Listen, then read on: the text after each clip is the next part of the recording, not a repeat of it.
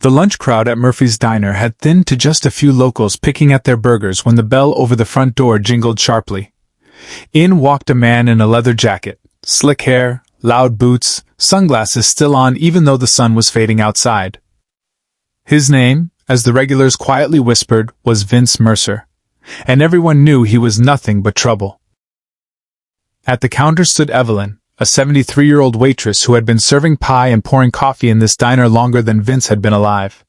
She moved slower these days, her hands aching from arthritis, but she still greeted every customer with the same warm smile.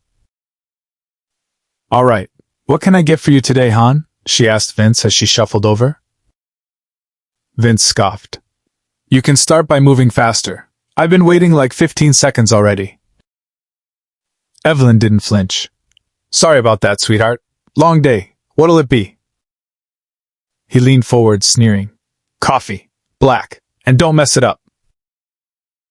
Evelyn nodded and turned to the pot. Vince muttered loud enough for everyone to hear. "Old people shouldn't be working if they can't keep up." A few heads turned. Murphy, the owner, clenched his jaw but didn't interfere. Evelyn brought the cup, still smiling gently. Vince took one sip, then abruptly spat the coffee right onto the counter, splattering some onto Evelyn's apron. "What is this? Battery acid?" he shouted. The diner went dead silent. Evelyn blinked in shock, feeling the hot liquid soaking into the fabric. "Oh dear, I'm sorry. I must have grabbed the wrong pot. Let me get you a fresh one." But Vince wasn't finished humiliating her. He stood up, towering over her. "You're pathetic. You shouldn't be serving anyone. You should be in a—" The bell over the door cut him off. Two massive motorcycles rumbled to a stop right outside, their engines shaking the windows. Seconds later, their riders walked in, two tall, broad-shouldered bikers wearing denim cuts with patches from the Highway Guardians, a group known around town for helping with charity rides and community events. The taller one, Bear, glanced around and instantly read the tension in the room. "Everything all right in here?" he asked, voice low but warm. Vince rolled his eyes. "Yeah, until you clowns walked." But before he could finish, Bear gently guided Evelyn behind him with one hand. "Ma'am, are you okay?" Evelyn nodded, forcing a small smile. "Just a little misunderstanding. Nothing to worry about." The second biker, Sprocket, looked down at the coffee splattered across the counter in Vince's shoes. Then he looked at Vince. "Misunderstanding, huh?" he said. "Funny. Looks more like someone forgot their manners." Vince puffed his chest. "You gonna lecture me? Please, I'm not scared of a bunch of wannabe tough guys." Bear tilted his head, amused. "Son, you misunderstand. We're not here to scare you. We're here to fix what's broken." He stepped forward until Vince had no choice but to back up. "Now you've got two options," Bear said calmly. "You apologize to this lady, or you leave this diner and never come back." Vince scoffed. "I'm not apologizing to some—" He didn't finish. Bear's hand slammed down on the counter, making the napkin holder jump. "Try again." Sprocket crossed his arms. "We saw you through the window. Spitting on someone's workplace? Someone's grandma? That's not tough. That's coward talk." A ripple of murmurs spread through the diner. Vince's face reddened. For the first time, he looked unsure. Bear towered over him, not threatening, just unshakably solid, like a wall Vince couldn't push through. "Fine," Vince muttered. "Sorry." Evelyn blinked. "What was that, dear?" Vince swallowed. "I said, sorry." Bear clapped him on the back, hard enough that Vince stumbled. "Good man. Now finish your meal somewhere else." Vince grabbed his jacket and stormed out, slamming the door behind him. The bikers waited until the sound of his engine faded before turning their attention back to Evelyn. "You all right, ma'am?" Bear asked again. Her eyes softened. "I'm fine. Thank you, boys. Really." Sprocket grinned. "Least we can do. Folks like you keep places like this running." Murphy finally stepped forward. "Coffee's on the house for you two, and pie." Bear nodded. "Only if Evelyn serves it." Evelyn laughed, a small, relieved sound, and cut two large slices of apple pie. As she placed the plates down, she whispered, "Thank you for standing up for me." Bear shook his head. "You don't thank us, ma'am. That man's karma was long overdue. We just made sure it arrived on time." The diner slowly returned to life, conversations bubbling back up, but now with a buzz of admiration. Evelyn wiped the counter, fully smiling again for the first time that afternoon. Outside, the sun dipped low, glinting off the chrome of two waiting motorcycles, two wheels of karma that had walked in exactly when she needed them most. Evelyn came in the next morning a little earlier than usual.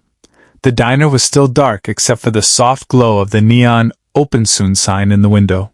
She liked arriving before everyone else. It gave her time to settle her aching joints, warm up the coffee pots, and enjoy a quiet moment before the noise of the day began. But today felt different. As she set down her purse and tied her faded blue apron, she couldn't shake the memory of the coffee hitting her apron, or the look of pure contempt on Vince's face.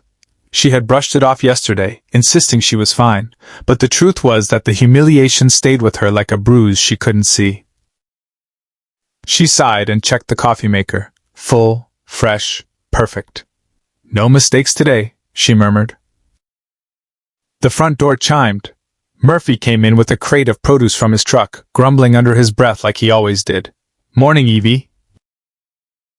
"Morning, Murph." She tried smiling, but the weight on her chest didn't lift.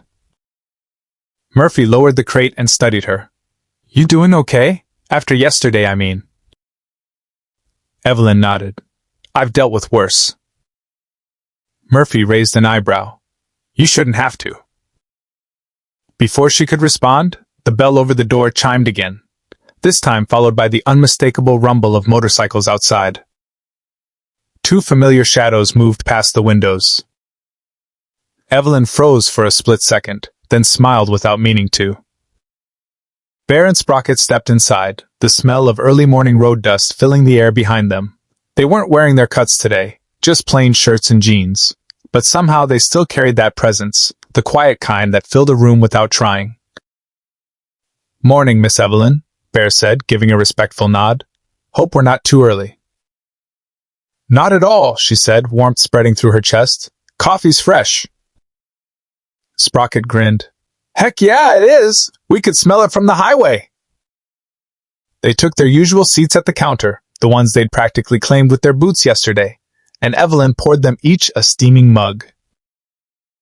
Bear took a sip, then glanced at her hands. "Shake any today?" Evelyn blinked. "What do you mean?" "Your hands," he said gently. "Yesterday, after what that guy did, you looked rattled." She swallowed hard. "I'm fine, really." Bear didn't push. He simply gave a slow nod and took another sip. Sprocket leaned forward, resting his elbows on the counter. "We were actually hoping to catch you early," he said. "Wanted to check on you."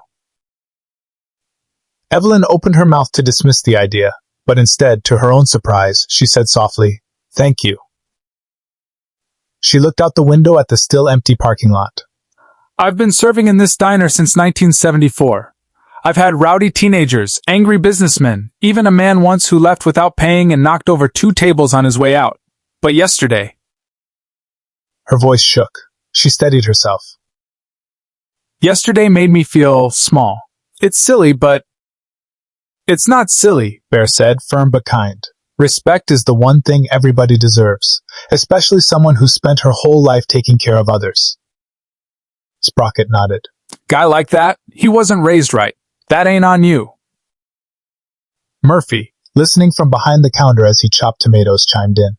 "That punk isn't welcome back here, not after what he pulled."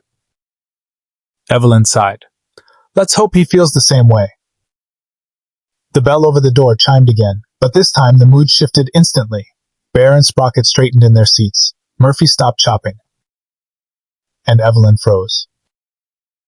Because walking through the door was Vince. Same slick hair, same sunglasses, same arrogant smirk. But this time he wasn't alone. Another man, bigger, meaner looking, trailed behind him. Vince spotted the two bikers and scowled. "Oh, look! The retirement home superheroes!" Sprocket muttered, "Oh, crap!" Bear stayed calm, but Evelyn noticed the way his jaw tightened. Vince strutted up to the counter, tapping it with his knuckles. "Hey, Grandma, let's try not to mess up the coffee today, yeah?" Evelyn felt her stomach drop. Step back, Bear said, sliding off his stool. Vince lifted a hand. Relax, Bigfoot. I'm not here to start anything. His friend cracked his knuckles. Unless someone wants to. Sprocket rolled his eyes. Man, are you really doing this? Over a cup of coffee you spat out? Vince smirked. Not about the coffee. It's about being embarrassed. You humiliated me yesterday. Bear crossed his arms. You did that to yourself. Vince's friend stepped forward. You patch boys think you run this place? No, Bear said calmly, but we don't tolerate men who disrespect women. For a tense moment, no one moved.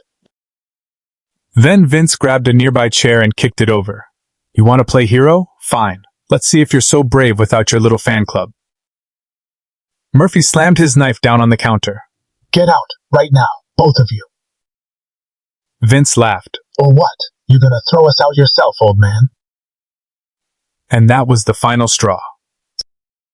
Bear stepped between Evelyn and Vince. Sprocket moved to the other side, forming a quiet barrier around her. They didn't look angry. They looked ready. Vince made a move to shove Bear. Bear didn't shove back. Instead, he caught Vince's wrist midair.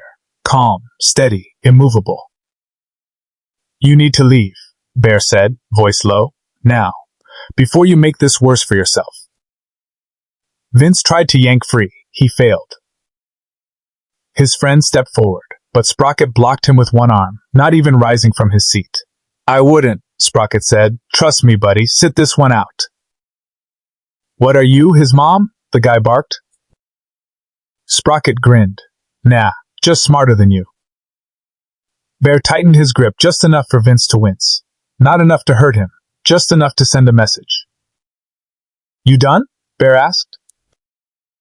Vince finally stopped struggling. His bravado melted into frustration. Fine, whatever. This place isn't worth it. Bear released him. Vince shoved his sunglasses up and stormed toward the door, muttering curses the whole way. His friend followed, but not without throwing one last glare at the bikers. The door slammed behind them. Silence. Then, slowly, Evelyn let out the breath she'd been holding. Bear turned to her. You okay, ma'am? This time, she didn't pretend. No, she whispered. I'm shaken, but I'm grateful. Sprocket huffed. Some folks only learn when life knocks them over. Don't worry, guys like him run out of steam quick. Murphy came around the counter. If he comes back again, I'm calling the sheriff. Evelyn nodded, rubbing her trembling hands together. But for the first time since yesterday, the tremble didn't feel like fear. It felt like release. Bear and Sprocket sat back down. Slowly, the diner returned to its morning rhythm. As she poured them each a fresh cup of coffee, Evelyn whispered, You boys really were karma yesterday. Bear smiled. Sometimes karma rides a Harley, ma'am. And just like that, the diner felt warm again. The danger had passed. The morning sun was rising through the windows, and two loyal bikers sat guarding the peace, quietly, proudly, as if it were their duty. Evelyn realized something then. She wasn't alone. Not anymore.